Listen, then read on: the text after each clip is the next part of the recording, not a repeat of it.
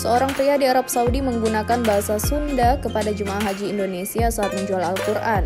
Video singkat hanya 12 detik tersebut langsung viral di media sosial TikTok yang diunggah oleh akun @rina_bilqis pada 3 hari yang lalu. Sebagaimana dilansir oleh bangkapost.com pada Kamis 21 Juli 2022, tampak dalam video pria Arab tersebut sangat fasih berbahasa Sunda. Dia pun menanyakan asal jemaah yang dari Indonesia tersebut. Dalam video tersebut tampak beberapa jemaah Indonesia mendatangi seorang penjual Al-Quran. Penjual Al-Quran yang didatangi jemaah Indonesia itu terlihat seperti pria Arab pada umumnya. Namun saat lebih dekat, rupanya ia lancar berbahasa Sunda. Ia pun berulang kali mengucapkan kata kesini dan apa kabarnya dalam bahasa Sunda.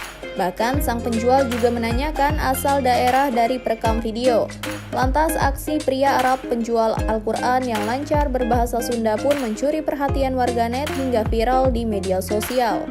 Video tersebut juga disukai lebih dari 45.000 kali dan mendapat komentar lebih dari 970 kali dari warganet. Banyak warganet yang justru ikut bergurau menanggapi aksi pria yang viral tersebut.